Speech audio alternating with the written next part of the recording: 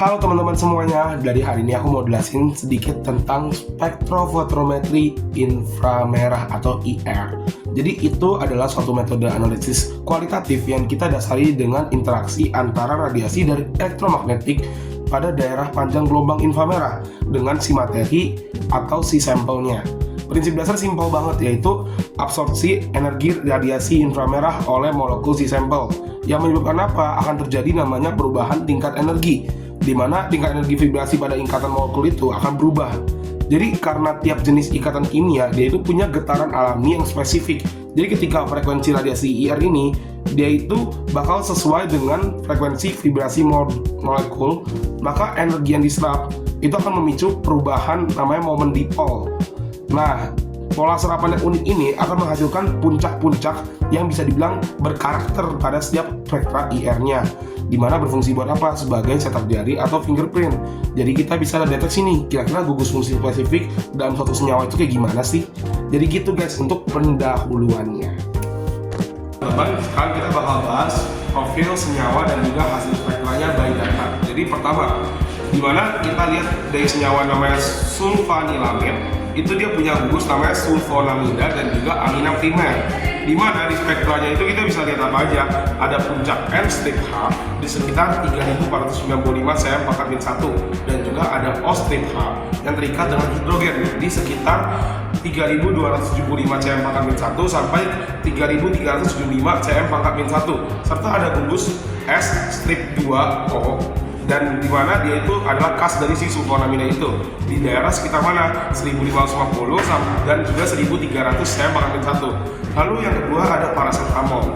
Nah, paracetamol itu disusun oleh apa? Gugus amida dan juga fenol, di mana dia nunjukin puncak OH-nya itu di sekitar 3325. Nah, ada juga C strip H aromatik di 3150 dan juga yang paling khas atau yang paling dipegang khas paracetamol itu ada gugus si C strip 2O di sekitar 1650. Nah, lalu ada namanya etil asetat, di mana dia adalah senyawa ester. Senyawa ester ini hasil spektranya itu biasa cenderung lebih bagus, di mana dia ada senyawa C strip H di sekitar 2850 sampai 2975 cm/1 dan juga ada puncak yang cukup tajam di bagian C strip pangkat 2 C strip 2O di ester sekitar 1730 dan juga ada ikatan yang namanya ikatan C strip O di 1225.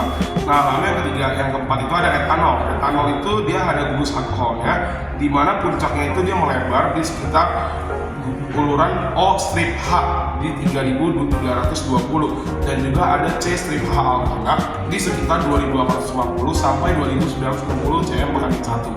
Dari ikatan yang terakhir itu adalah ikatan C strip O di 1000 sampai 1100 cm/1.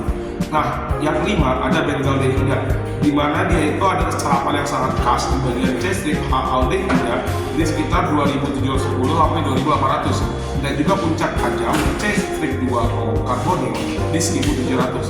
Yang terakhir adalah asetonitrile. Asetonitrile itu dia itu punya gugus nitril sesuai namanya, di mana spektranya itu unik. Kenapa? Karena ada ikatan rangkap 3 yaitu C strip 3N. Nah, rentangnya gimana? 2250 sampai 2300. Itu kalau buat rentang-rentangnya. Nah, kalau buat angka kerjanya, aku bakal bahas secara simpel aja. Jadi pertama, kita itu bakal bersihin dulu kristal sensor ATR-nya pakai apa? Alkohol. Kita bersihin dulu pakai chemosync juga, kita bersihin di sekitarnya itu nggak ada kotoran. Karena kotoran itu bisa bikin ngeganggu hasilnya, guys. Terus kita ukur dulu nih kira-kira backgroundnya dan juga sampelnya kita tetesin di atas si kristal sensor. Nah, lalu habis kita tetesin, kita jepit sampai sempurna dan klik scan pada si komputer. Nah, dari komputer si alatnya itu bakal baca serapan dari molekulnya. Dari serapan molekul itu baru kita ngasih grafik kayak aku baca tadi dari profil senyawa. Gitu teman-teman. Terus pertanyaannya gini, hubungan profil senyawa sama hasilnya itu apa sih? Jadi simpelnya gini. Jadi antara struktur molekul dan spektra ini dia erat. Kenapa? Karena tiap senyawa itu dia punya gugus fungsi yang beda-beda.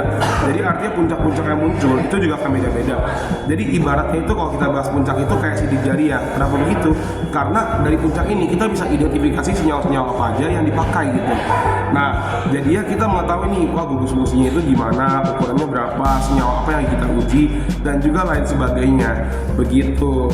Nah, kalau dari hasil praktikumnya, kurang lebih itu hampir semua senyawa itu bisa dibilang gugus fungsinya terbaca dengan baik. Namun ada satu senyawa yang menurut aku pribadi kurang sesuai, yaitu apa? Asam asetat. Kok gitu?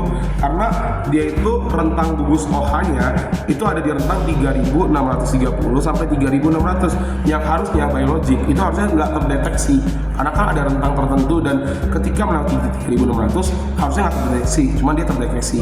Cuman hasil praktikum overall udah bagus dan juga udah baik. Jadi kurang lebih begitu sih penjelasan dari aku. Kalau bisa ada yang kurang mohon dimaafkan. Terima kasih, sampai jumpa.